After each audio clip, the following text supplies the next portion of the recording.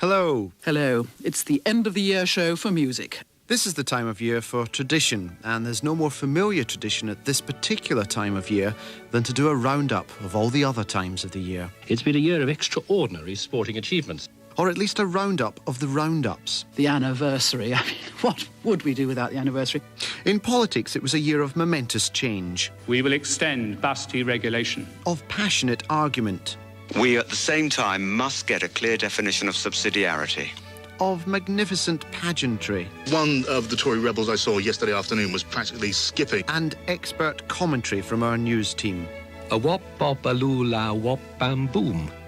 The year began on January the 1st and continued on a daily basis. On an international level, events were conducted globally, while here at home the domestic scene still continued to flourish. Many famous people died, and who shall forget them? But primarily, it was the year David Mellor had sex with Antonia de Sancha while allegedly wearing a Chelsea strip.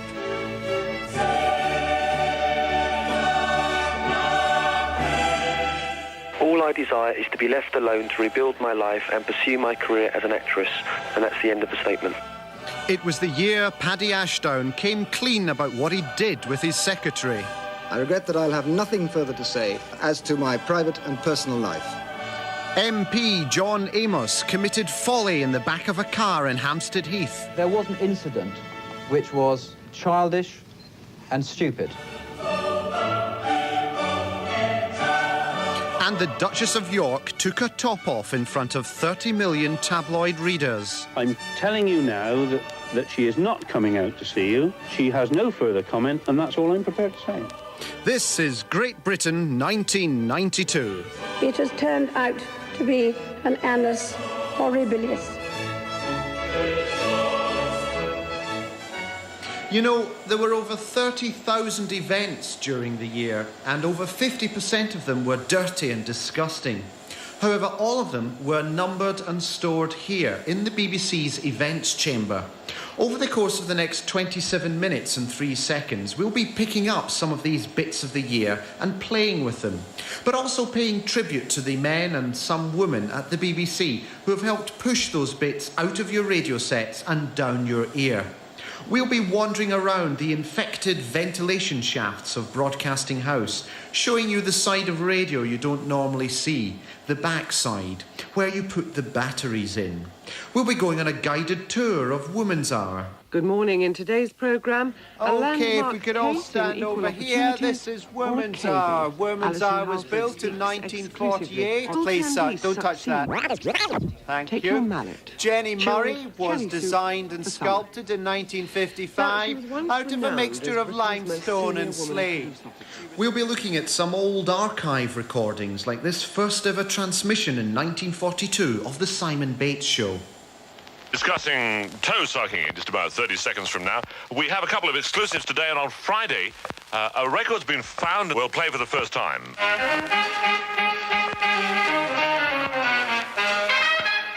And we'll be taking a deco at the New Look Radio 3, where a broader brief has permitted eminent musicologists to discuss the likes of Lemmy from Motorhead.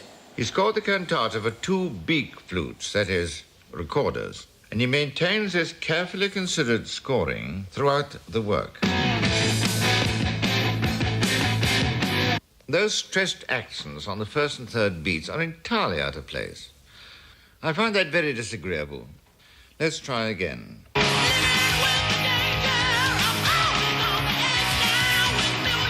But first, the news from 92, beginning with the economy. Just what exactly was going on? It is not just a sterling problem, although there is a separate sterling problem. It was a fairly erratic winter for the pound and other currencies. Uncertainty in the markets meant that no one knew whether to describe them as animal, vegetable or mineral. Sterling is on the floor still this morning. And the fact that the dollar was not for the moment creating waves in the foreign exchanges. And the pound has really been on the sidelines and caught in backdrafts. And soon the government and the Bank of England were forced to step in and give some coherent definition to the economy. An economy that's lean and keen. Economies are like tides. They ebb and flow.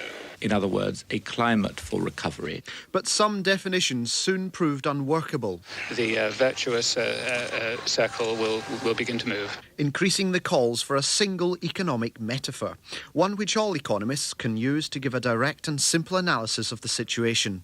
Is Britain going down the pan? Of course, share prices fluctuate in response to economic hearsay and rumour. So how did this affect the markets? I just wanted to make the government's position absolutely clear. Which is? The recovery will begin around the middle of this year. That we are through the worst of the recession. The British economy is very sound and very strong. Our country is weathering stormy waters. But all this will be at a cost, at any rate for a time. This is no time for panic. And while governments have recently been accused of unfairly adjusting the unemployment figures, recently it's become clear that they may even be adjusting the unemployment announcements. Unemployment has risen by more than 36, bringing the total out of work and claiming benefit in February to 710. Of course, the best and most skilled political strategists will do their utmost to divert our attention away from the announcement of bad news. Meanwhile, there's been further evidence of the effects of the recession, with news that the number of people out of work for a year or more has risen above 900,000 for the first time since 1988, while according to the accountant KPMG Pete Marwick, the number of personal bankruptcies for the first half of this year was up 30% compared with the same time a year ago. Perhaps the squeeze on the pound might have been allayed if we'd turned our attention away from the economy and on to the economists. This may already be happening.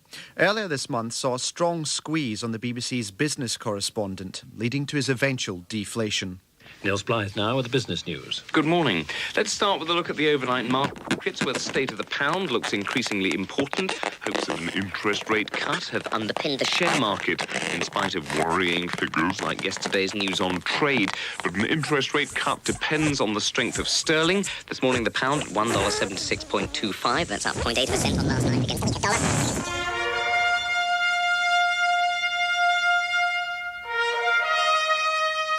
Barcelona 1992, and sport's premature climax of the year, with thousands convened for an Olympic opening ceremony of spectacular dance and flag absurdity. Before you stand the finest group of young men and women ever to assemble in the history of sport. And here are some of them in action. All around us, there's confusion and consternation. And Great Britain get the silver. Sensation. Spectacular. Superb artistry. What a controversy, then. Just a few of the 800 sports presenters gathered in Spain for this year's Commentary Olympics. 1,600 of the world's finest tonsils, all hoping to shout louder and higher than ever before. Lonsborough wins, I think. Lonsborough wins! As tradition dictates, the games begin with the toughest challenge to any sports commentator, the opening ceremony. A 4-hour marathon in which the commentator has no actual sport to commentate on. But some presenters do like to go in for the opening ceremony because it does give them the chance once every 4 years to say the word kindled. The Olympic flame kindled from the rays of the sun at Olympia. But we end with perhaps the most prestigious event, the 100 metres commentary. Let me begin by explaining the rules. First, the commentator must simply speak very, very slowly into the microphone, allowing long, long pauses, and then shout very loudly and quickly, leaving no time for breath apart from in the middle of words, and speak so fast no one can hear what your first comment cut, not here, count and say, and then slow down. Give the time in 9.27 seconds. Repeat yourself, then prepare absolutely magnificently for these last two final words. The standard of 100 metres commentary has improved massively over the decades. And to demonstrate their speed and strength, we're now about to do a radio first. 2 Olympic commentaries, separated by 40 years, will now race over 100 metres. On microphone 1 from 1988, Alan Parry can register 84 decibels per word when wind assisted. That was fantastic! On microphone 2, Max Robertson from 1948 has an eye for detail, but the wrong sort. And there are 4 coloured runners, 2 white men. A primitive attitude which soon hampers Max's ability to tell any of the runners apart. Whether he has the linguistic dexterity to match Alan Parry's pace, we'll hear now in this... The Olympic final of the men's 100 metres. And they're off. And straight away Patton's in for a lead. No, it's Yule next one leading, I think. Straight away, and Dillard on the outside. Dillard is first, Yule second, Patton, and Lafbeach. It's Dillard, Lafbeach, gets the silver, Dillard, Yule, Lafbeach, Dillard, Yule, Lafbeach, Patton, and McCorkadale very nearly there. I wouldn't like to separate them, but definitely Dillard won, Yule second, Lafbeach was third. He very nearly pipped Yule. He simply murdered Carl Lewis there. I think was Patton. But it's very hard to tell. I'm now down in the gullet of Broadcasting House in a 3-foot wide copper tunnel underneath the daily service. It's here that every day at 10 a.m. one of the most important and dangerous operations on Radio 4 occurs. The wavelengths are split. Down this tunnel travels all of Radio 4.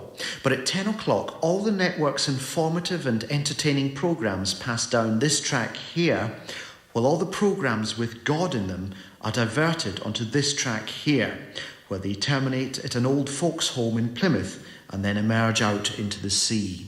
One fellow Scot, who I'm sure would have disapproved of Boswell's self-indulgent outlook. It's 10 o'clock now. We've currently got Simon Brett's Dear Diary passing through. But any second now, we should have Sir John Gielgud reading the Bible. In the beginning, God created the heaven and the earth. That's him. So let's see the boys in the signal room do their stuff. Darkness was upon the face of the deep. And here comes Sir John. And the Spirit of God moved upon the face of the waters. And we throw the switch. Let there be light. When the housekeeper went up to the room where the broadcast was to take place. It was in a little corridor of 3 rooms. And Sir John has been safely sent off to Plymouth, out of harm's way, while Simon Brett and his friends are left with the whole of FM to play with. Back to the year now, and international news. The President of the United States of America. I am that man. But not for long, because George Bush lost to this man. My fellow Americans. In a presidential war of campaign slogans. Opportunity and peace. I'm a job creator, not a job destroyer. Where the much slicker Bill Clinton... The American people have voted to make a new beginning. Came up with sharper soundbites than the tired George Bush. If he sees somebody sees a silver lining, he finds a big black cloud out there. American politicians have been speaking in shorter and shorter sentences in order to get onto even the briefest of news bulletins. And now... It's reached the stage where their speeches consist of just an individual word. So, is there any sentence of more than 5 syllables these American micromouths are prepared to tackle? That is beautifully put. No. In case you've just tuned in, I'm Armando Iannucci, and I'm going down your ear on Radio 4. The official Jackson Action Station.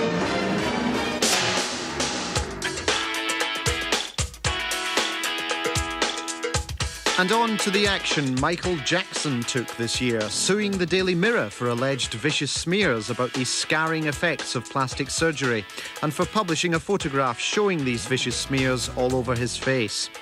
Jackson also came to Britain, where his public were alarmed by the ravaged state of his tonsils after years of... and... Though there were strong denials of disfigurement, it was clear to all present that there was something hideously wrong with the Jackson voice.